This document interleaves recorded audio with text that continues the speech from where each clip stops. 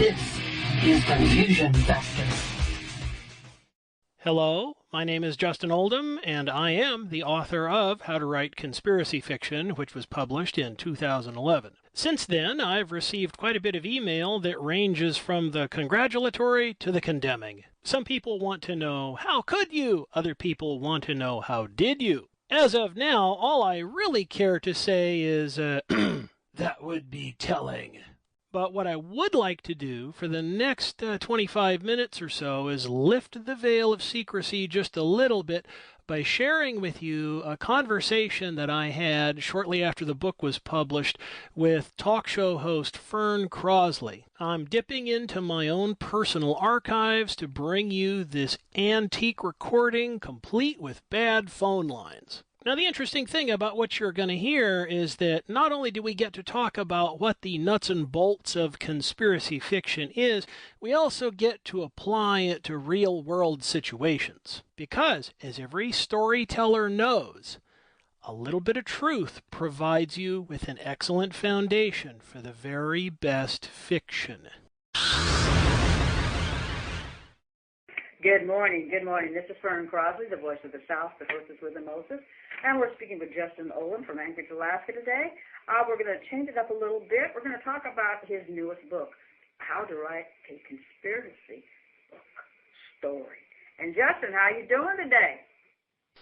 Good morning, ladies and gentlemen. It is a balmy 35 degrees above zero for me right now. My local sunrise is 1 hour, 14 minutes away, and when the sun does come up, we'll have a total of 13 hours, 39 minutes of daylight. And that's particularly interesting to me because as soon as we hit 14 hours of daylight, for all intents and purposes, from then on until the end of August, my sky never gets totally dark. Wow. Well, you know, Justin, I've never been to Anchorage. I've been to Alaska, but I've been to Canada, and so it's a little lot different from Canada to Alaska.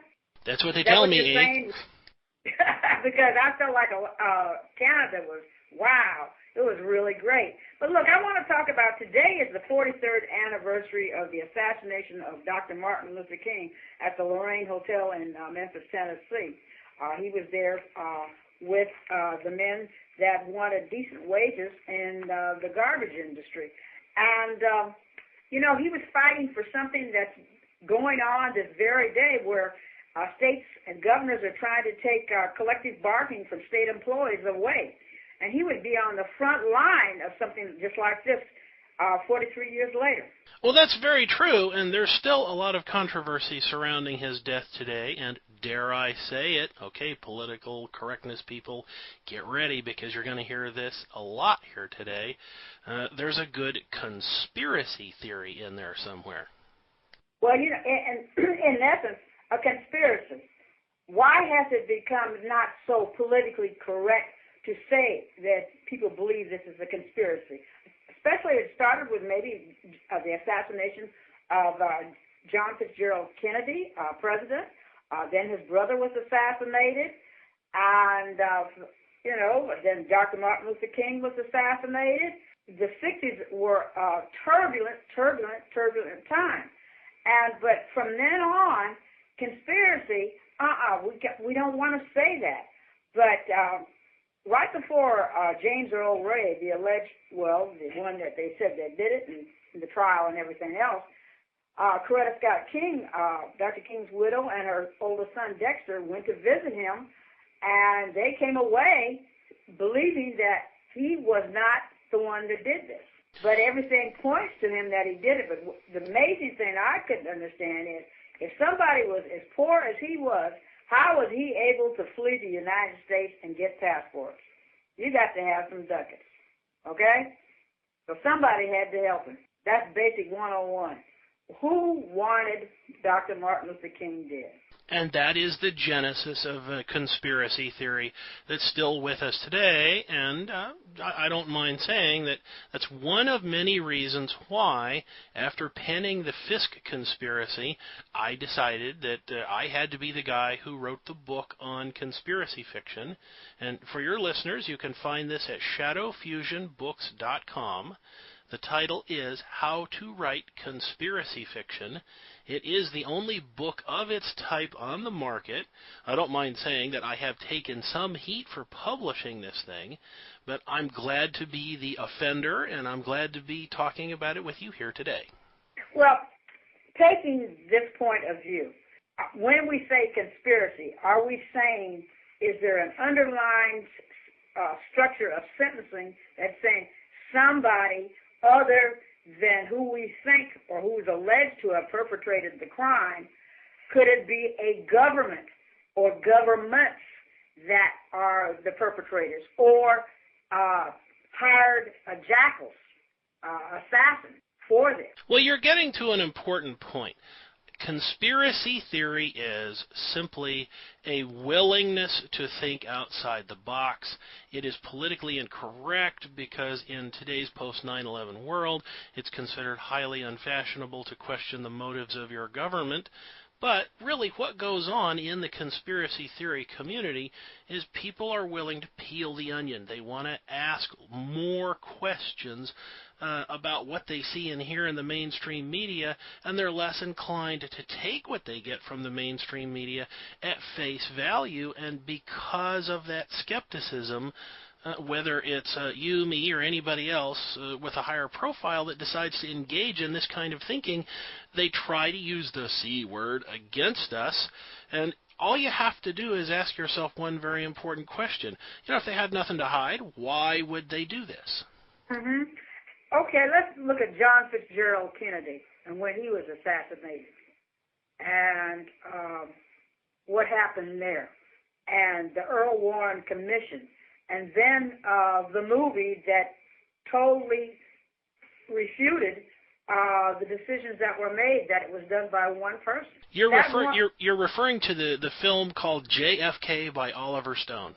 Right, And why, when Oliver Stone did this, and the things that he went through, even with his family and his wife, and she just couldn't take it anymore because there were so many attacks of coming against the standard, this is what happened, accept it, and don't question us because we're right.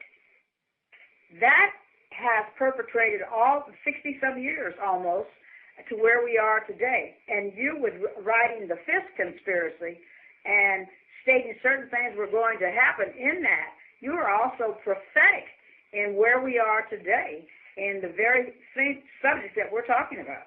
Well, I thank you for the compliment, and as I said previously, because I did write the Fisk Conspiracy, it made me more passionate about the genre. And let me be clear, when I mentioned the title of the book, which is How to Write Conspiracy Fiction, that's really what I'm getting at. It is a technical walkthrough of a relatively new genre in literature that has only been with us since the post-Cold War period. And I like the idea that I can be in on the ground floor of something, and it's really good for my ego to say that I am the guy who wrote the book on conspiracy fiction. But more importantly, I want people to know that this thing exists so that in the decades to come, as their children come home from school with some new and interesting ideas in their heads, that they'll have some kind of user's guide to help them understand what's happening. Okay, and doing, say, I have a story that is beginning to bubble up in me, and it comes from the plantation, Washington's plantation, and this black slave owner challenged Washington to free her, and a lot of things happened in that challenge, and I'm thinking, can you imagine somebody, a descendant from that plantation, that knew that there was something other than a situation that when Washington became the President of the United States, that there was a theory that the United States would be the new Jerusalem, it would be the new Israel, and it would be the favored nation. And I just, just sort of playing around with it, and that her descendant was a conjure woman during the Civil War. And then she does a lot of writing about her great-great-great-grandmother, but eventually it gets down to this 21st century, and it ends up with a descendant living down in New Orleans, who happens to be a conjure woman. That's just the beginning of it, just a little taste what I'm putting together. You know, you just get sort of, wow, I wonder if I can do this. You know, I've written technical publications and I've written reports and stuff like that, but to write a fiction, I've never done that.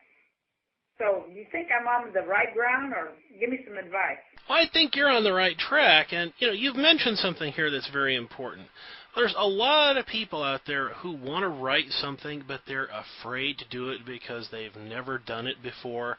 And when it comes to conspiracy fiction, it's very common for new writers to want to touch on very tender subjects, but they're not sure how to proceed, and that's why I'm happy to present this book to your audience here today, which gives you a 17-chapter walkthrough and provides you with a checklist that does more than help you develop a competent storyline. It also tells you how to do good quality research. And for my fellow conspiracy buffs out there, that does include a breakdown of how to use the Freedom of Information Act. Okay. We're going to have to take a break right now, and we'll come back to that in just a few minutes. This program is brought to you by ShadowFusionBooks.com. Welcome back to Community Focus. This is Fern Crosby, the voice of the South. We're speaking with Justin Oldham, and we're talking about how to write a conspiracy novel. And Justin, you were saying about the Freedom of Information Act. Tell us a little bit about that, the background of that. The Freedom of Information Act was signed into law in 1976, and it sets up an official bureaucracy within government that is designed to allow tax-paying citizens the opportunity to get non-classified, non-sensitive documents from the government, and this is the mother's milk of conspiracy theory. If you listen to the big names out there that tout themselves as conspiracy theorists, one of the things that they'll be doing on a regular basis on their radio shows or their internet TV shows or anything else, they'll be waving around copies of documents that they got from Freedom of Information Act requests, and that's a pretty big deal when you think about it. The fact that our government, in spite of everything else we can say about it these days, will part with reams and reams of information that can help us potentially make our cases against what they might be doing. That's very empowering stuff. And now that we're here in the 21st century with the new media where people like me can start a publishing company, then you have to think that we're either on the cusp of a new age in which some of the old secretive agendas will be brought out into the open, or we might very well be teetering on the edge of a new anarchy. Okay. In saying that, there's the man, what's his name from the WikiLeaks? Julian Assange. Julian Assange. Now, Julian Assange has been sort of quiet lately, and so Julian Assange had really exposed a lot of things that companies didn't want released. He's got information on banks, especially after the big bailouts. And is he going to release that information prior to his trial, or just what? I mean, he's a part, you've got to look at that, too, in the 21st century because of the Internet and everything like you were saying, is that there's an aspect of getting information from some entity on the Internet where you can then also go through the Freedom of Information, and you can pull quite a story together, especially about Dr. Martin Luther King, because one person just did not do that crime, that heinous crime. There's no way in the world that a poor man can fly out and go overseas and he doesn't have some help from somebody else. It just doesn't work, especially trying to get a passport. Have you tried to get a passport lately? I already have one, so I haven't had to worry about that in quite some time. But I do take your point, and on a side note here, one of the chapters in this book is, in fact, it does, in fact, go into detail about the nature of personal documents and why they might be important to any conspiracy theory, because in the same way that you might need documents to travel, you may also need documents to gain access to classified installations or just any place that's trying to ramp up to a higher security profile. Mm-hmm. Okay, such as Area 51, Roswell, New Mexico. That would be a good example. People have been trying to get into there for decades, and because they have been unsuccessful, they've been camped outside the place with all kinds of telephoto lenses, modern digital cameras, etc., and they've been trying to eyeball what goes in and out of there to give them some kind of clue about what the place is actually up to, and so far, they got nothing. Okay, now, how long ago was this supposed to have been that aliens landed into the United States and their bodies are supposed to be encapsulated there? 1947, the crash that allegedly took place in Roswell, New Mexico, has been made famous in both books and movies. And later on, in the 1960s, I believe there was an incident in Kecksburg, Pennsylvania, which people are still talking about today. Okay, now you said that you would want to take that as a storyline. How would you break that out? Where would you first start, based on the information that you put in your book? The first three questions you have to ask yourself as the writer of conspiracy fiction is, why does this matter to me? Then what would have happened if I did find the truth? And then how might I find the truth? One of the important things to remember about conspiracy fiction is that it's just a story, and because people perceive it as being just a story, they will not always know that you are trying to feed them some line of reasoning. And we've all seen dry, dull, boring technical papers that they might tell us something useful, but they're off-putting. It's not something we want to do. And one of the reasons I am such an advocate for conspiracy fiction is that it gives us an opportunity to speak to the audience that we want to speak to, and for the rest of the people who don't get it, it's entertaining. They just get to hear a good story, and they get to move on with their lives, and they don't have to worry about any cumbersome food for thought. Okay, but you know what? Something that happens too, Justin, is that you might read a story, maybe like the Da Vinci Code by Dan Brown, and you'll start saying, magnetic lines of energy throughout the world, and I went and pulled one up, and guess what I found? There's one in Meridian, Mississippi, out throughout the whole United States. Meridian, Mississippi has this magnetic line. And then Dan Brown was saying is that those energy lines, people believe that they can be healed and things have happened through historical reasons. And he put that all together in that book. And there were a lot of people, there's people got mad at that book because it was claiming that Jesus Christ had a child by Mary Magdalene. And she was the Holy Grail. So, I mean, you can put a spin to a lot of things and get people very upset, but it does get you to thinking and asking different questions, and that's what you're saying. Well, that's very true, and again, it goes back to research, and at the end of this book, there is, in addition to a detailed walkthrough of how to use the Freedom of Information Act, I have done the homework for you. I have found the top 50 most important government addresses for you to write to so that when you ask for this ticklish information, you'll know exactly which department, which P.O. box, which sort of information officer to ask for. And that's not the kind of information that's just easily laying around. Yes, it's on the internet, but you have to dig extra deep to get it. But I've done it for you this time, and it's just right there in the back of the book as an index. Okay, now give us that website. You can go to our company's website at www.shadowfusionbooks.com, or you can Google how to write conspiracy fiction, and it'll be the very first thing that pops up. There will be the Amazon link. You can go right to it. You have your choice of print, Kindle, or other electronic formats. Okay, I want to switch just a little bit right now. What would you think would be the greatest conspiracy that would be happening today in the United States in reference to the elections that are going to be coming up for the presidency of the United States. What can you put together that it would be a conspiracy of a group of people that would want to take this current administration and make people think that it is really the Republican Party, but it's really just a few men and one woman, a total of 10 people. And some people call them the Brotherhood, and others call them X. What would you think about that? Okay, the most real of real conspiracies to me is the centralization of power.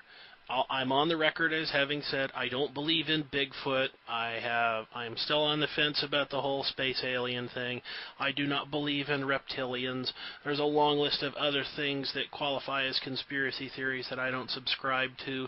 But when I look at power, when I look at the very nature of politics, what I see is a conspiracy of power going on right in our midst. And when you get right down to it, you can pick your country. There's always just a handful of people, most of whom you've never heard of, who run that government behind the scenes.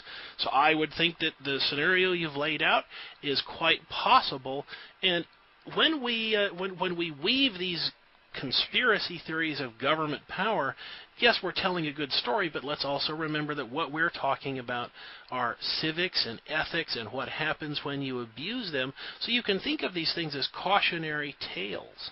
I also, too, am looking at the potentiality of a one-world government. I mean, there's been a lot of books out on that, etc. But I think that is going to be through trading blocks. And nations will go into trading blocks because of the way the monies will be controlled by these 10 people that we haven't got a clue who they are.